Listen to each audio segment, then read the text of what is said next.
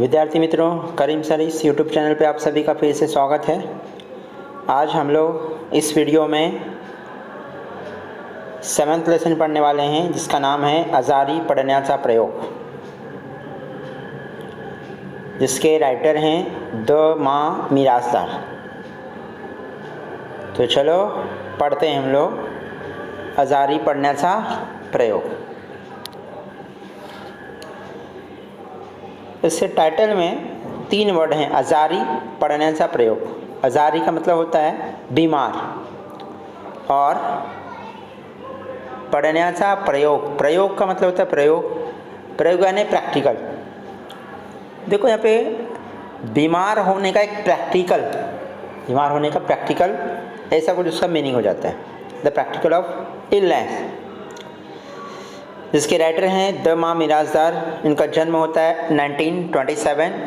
सुप्रसिद्ध लेखक, कथा कथनकार, गप्पा गोष्ठी, गप्पांगण, गाणारा मुलुक, गुदगुल्या, जावया बापूंच्या गोष्टी, ताजवा, भूतांचा जन्म, माझ्या बापांची पेंड, मिरासदारी इत्यादि कथा संग्रह। इनके क्या हैं, ये कथा संग्रह। देखो यहाँ से स्टार्ट होता है, ये इनकी कहानियों की किताबों के नाम हैं।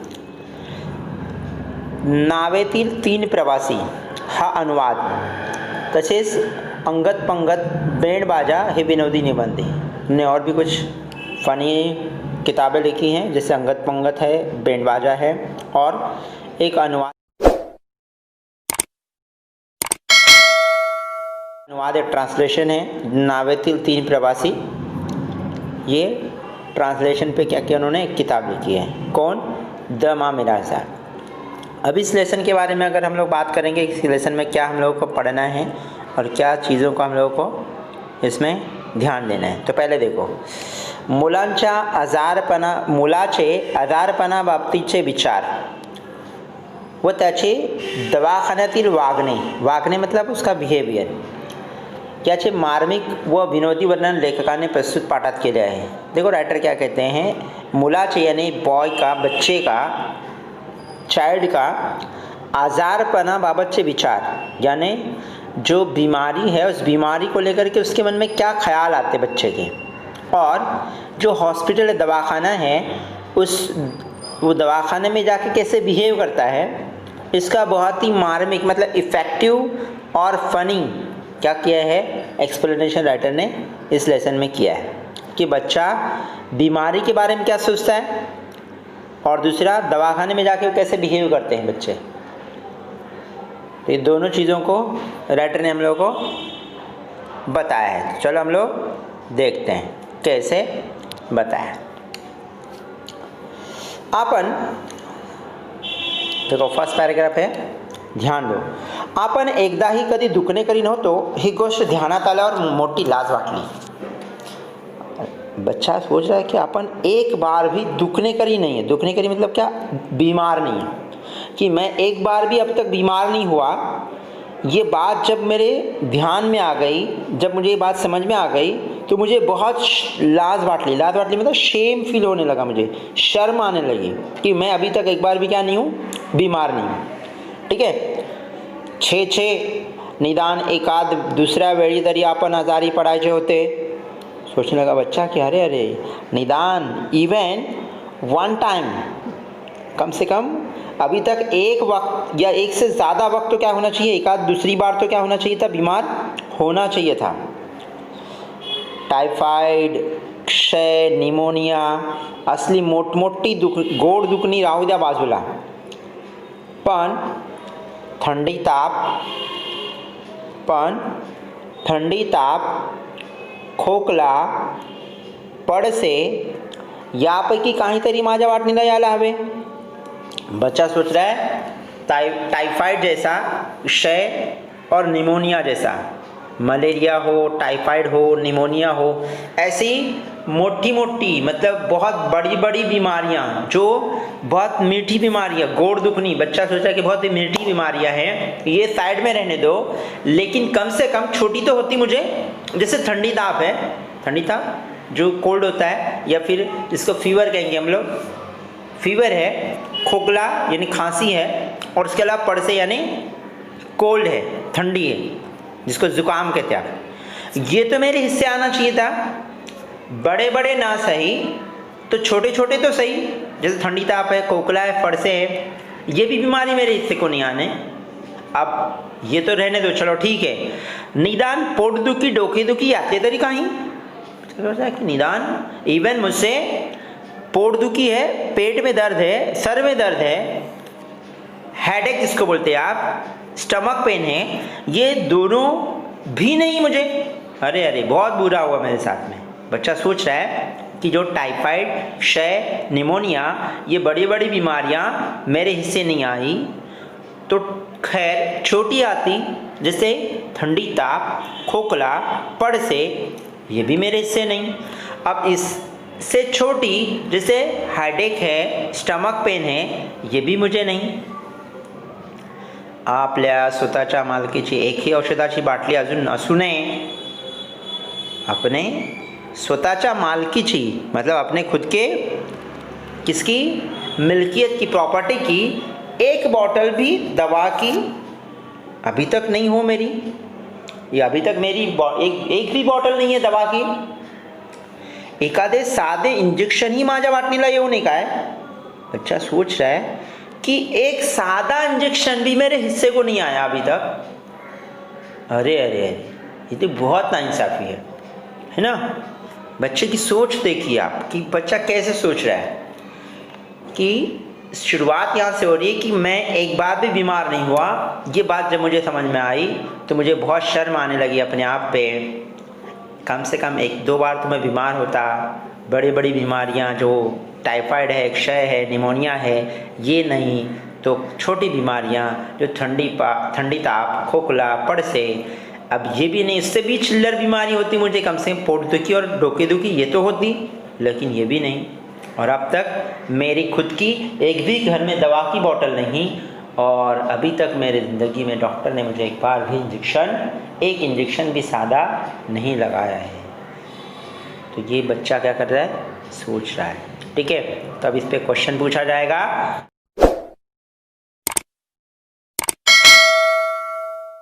बड़ी बीमारियां कौन सी और छोटी बीमारियां कौन सी। बड़ी बीमारियां जैसे कि मोटी मोटी दुखनी, जैसे टाइफाइड है, क्षय है, निमोनिया है, और छोटी जो है वो है ठंडी ताप, खोकला और पड़से। चलो आगे देखते हैं। आमच्या घरात नेहमी कोणीतरी आजारी पडायचे। अब हमारे घर का माहौल क्या था मालूम है कि आमच्या घरात कोणीतरी नेहमी आजारी पडायचे, यानी मेरे घर में ऑलवेज कोई ना कोई क्या होता था, आजारी होता था, मतलब बीमार होता था। ठीक है, आई नेहमी खोकायची।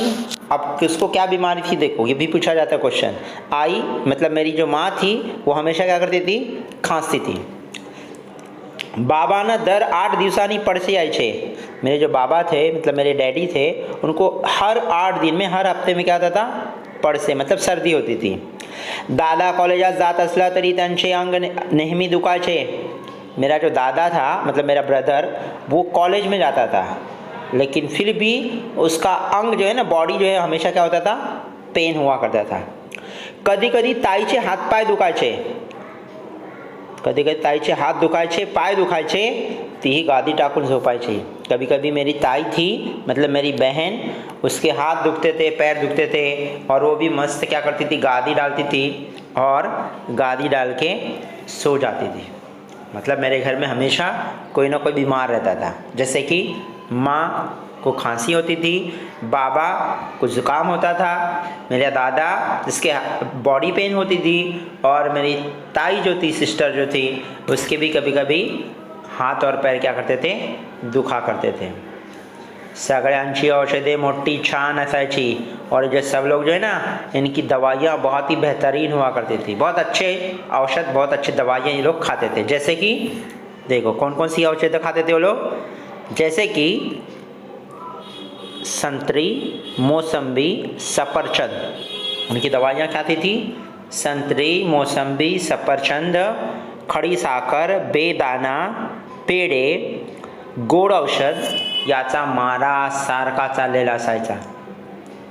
देखो क्या बोलते हैं कि ये जो बीमार थे मेरे घर में, चाहे अम्मी हो, चाहे डैडी हो, चाहे भाई हो, ये चाहे सिस्टर हो, ये सब लोग जो बीमार होते थे तो उनकी बहुत बेहतरीन दवाइयाँ होती थी घर में। क्या? संतरी, संतरा, मौसम्बी, सफरचंद यानी एप्पल, खड़ी साकर मालूम है शक्कर की तरह आती है, बेदाना एक मिठाई है, उसके अलावा पेड़े स्वीट, गुड़ औषध मीठी दवाइयाँ, ये सारी चीज़ों का मारा मतलब ये सारी चीज़ों का अटैक ये लोगों को हमेशा क्या होता था? चलता रहता था। मतलब ये लोग हमेशा ये चीज़ें खाते रहते थे। 4 दिवस आजारी पडून अशक्तपणा आला म्हणजे शिराही रोध व्हायचा। अगर ये लोग 4 दिन बीमार होते थे और 4 दिन के बीमार होने के बाद इन लोगों को बताया जाता था कि ये लोग अशक्त हैं। अशक्त मतलब क्या? इनके अंदर कमजोरी आई है, वीकनेस आया है, और वही वीकनेस होने की वजह से रोज़ इनको शीरा यानी सुबह में मॉर्निंग में क्या बना के दिया जाता था? शीरा बना के दिया जाता, मतलब जिसको हम लोग उपीट कहते हैं, वो उपीट भी इनको खाने को मिलता था। हा सगळा प्रकार पाहून आपण आजारी नाही या गोष्टीचे मला अत्यंत दुख होऊ लागले। ये सारी बातें देख करके मैं अब तक बीमार नहीं, इस बात को सोच करके मुझे बहुत दुख होने लगा कि मैं भी बीमार होता तो मैं भी सफरचंद खाता, मैं भी बीमार होता तो मौसम्बी खाता, खड़ी साकर खाता, बेदाना खाता, पेड़े खाता, इवन कमज़ोरी की वजह से मुझे जो उपीट बनाया जा रहा है घर में वो तो मुझे मिलता। जे पदार्थ ही सगळी मंडळी आधारी म्हणून खात असत ते औषध या नावाखाली मोडत असत। जे पदार्थ मतलब जो चीज़ें ये लोग औषध के नाम पे खाते थे ना, जे पदार्थ जो औषध के नाम पे खाते, बीमार होने के बाद में जो भी चीज़ खाते थे ये वो सब की सब क्या होते थे? औषध में गिने जाते थे, दवाई में गिने जाते थे। जैसे बीमार हो गए तो संतरी खा लो, तो संतरी में संतरी नहीं मानी जाती थी, वो क्या मानी जाती थी? उनकी दवाई मानी जाती थी। त्यामुळे त्यांना हाथ लावण्याची मला सख्त मनाही असे। इसीलिए इन सारी दवाइयों को मुझे हाथ लगाने की बिल्कुल परमिशन नहीं थी, क्योंकि ये जो भी खाते थे वो किस कैटेगरी में आते थे? औषध की दवाइयों की कैटेगरी में आते थे। इसके लिए मुझे हाथ लगाने की बिल्कुल क्या थी? सख्त मनाही थी, मतलब मेरे लिए पूरा क्या था? वो बैन था। ही औषधे आपण ही बरोबरीने घ्यावीत। मुझे ऐसा लगता था कि ये जो दवाइयाँ हैं हम लोग, मैं भी क्या करूँ? बरोबरी ने मतलब उनके साथ में साइमल्टेनियसली मैं भी क्या करूँ? उनके साथ साथ ये भी दवाइयाँ मैं भी ले लूँ आणि त्यांच्या दुःखात सहभागी व्हावे असे मला फार वाटू लागले। और उनके दुख में मैं भी क्या हो जाऊँ? सहभागी हो जाऊँ, मतलब पार्टिसिपेट हो जाऊँ। ऐसा मुझे हमेशा क्या करता था? लगा करता था कि मैं भी उनकी दवाइयाँ जो वो खाते हैं मैं भी खाऊँ, और जो उनको तकलीफ़ हो रही बीमारी में तो उनके तकलीफ़ में मैं भी क्या हो जाऊँ? शामिल हो जाऊँ। या विचाराने मला काही सुचेना। घरातल्या माणसाचा मला मोठा राग येऊ लागला। इसी विचार में, इसी सोच में मुझे बिल्कुल क्या समझ में नहीं आने लगा, और घर के लोगों का मुझे बहुत गुस्सा आने लगा। मैं घर के लोगों पे गुस्सा होने लगा। त्यांचा स्वार्थीपणा पाहून मैं अगदी चिढ़ून गेलो, और मैंने सोचा कि ये लोग कितने स्वार्थी हैं कि सारी बीमारियां खुद ही ले लेते हैं, और इनके सेल्फिश हैबिट को, नेचर को देख करके मैं बिल्कुल चिढ़ गया मतलब इरिटेट हो गया लोगों से। ती मंडळी स्वतःच इतक्या वेळी आजारी पडत होती की माझ्या वाटणीला कोणतेच आजारपण येत नव्हते। घर के लोग, वो मंडली, वो जो घर के मेंबर हैं वो खुद इतनी बार बीमार होते थे कि मेरे वाटणीला, माझ्या वाटणीला मतलब मेरे हिस्से में एक भी बीमारी वो छोड़ते नहीं थे। तो मैंने सोचा ते काही नाही, आपण आजारी पडून डॉक्टराकडून औषध आणायचेच असे मी शेवटी ठरवून टाकलो। मैंने क्या किया? इनकी कोई बात सुनने का नहीं। अब मैं आजारी पड़ूँ, अब मैं बीमार होऊंगा और बीमार होकर के डॉक्टर के पास से दवाई लाऊंगा ही, ऐसे मैंने फाइनली क्या कर दिया? डिसाइड कर दिया। क्योंकि ये लोगों का बीमार होना मुझे इरिटेट होने लगा था कि लोग बीमार हो रहे हैं, वो दवाइयाँ खा रहे हैं और मुझे दवाइयाँ नहीं दे रहे हैं वगैरह सारी बातों से मैं तंग आ गया था। और मैंने डिसाइड किया कि अब मैं बीमार हूँगा और डॉक्टर के पास से जाके दवाई ला कर ही रहूँगा। मग नेहमीप्रमाणे मी रोजच्या 3-4 बाटल्या घेतल्या आणि डॉक्टराकडे गेलो। फिर मैं रोज़ की तरह नेहमीप्रमाणे यानी हमेशा की तरह 3-4 बॉटल लिए दवा की और मैं डॉक्टर के पास में चल दिया। चड्डीच्या खिशात मी स्वतःची बाटली निराळी जपून ठेवली होती और मेरे पैंट के जेब में मैंने क्या किया था, अपनी बॉटल जो मेरी दवा की है उसको अलग से निराली मतलब डिफरेंट तरीके से क्या किया था, मैंने संभाल के रखा था। जपून मतलब एकदम हाइड करके स्टोर करके रखा था कि मैं इस बार दवा लेकर के आऊँगा। तो चलो डॉक्टर के पास में जाके बच्चा क्या सोचता है, देखो। डॉक्टर के पास में चला गया, दवाखान्यात खूब गर्दी होती। मैं 3-4 बॉटल लेके गया था और एक अपनी बॉटल लेके गया था। देखा तो दवाखाने में बहुत गर्दी है, आजकल दवाखाने में गर्दी रहती है, आपने देखे होंगे। खूप माणसे असली म्हणजे मला फार बरे वाटे, कारण त्यामुळे बराच वेळ दवाखान्यात बसता येते। ज़्यादा लोग होते थे ना दवाखाने में, ज़्यादा लोग देख करके मुझे बहुत अच्छा लगता था। क्यों मालूम है? क्योंकि मुझे ऐसा लगता था कि अब बहुत ज़्यादा टाइम मुझे दवाखाने में बैठने का मौका, हॉस्पिटल में टाइम एक्सपेंड करने का मौका मिल जाएगा।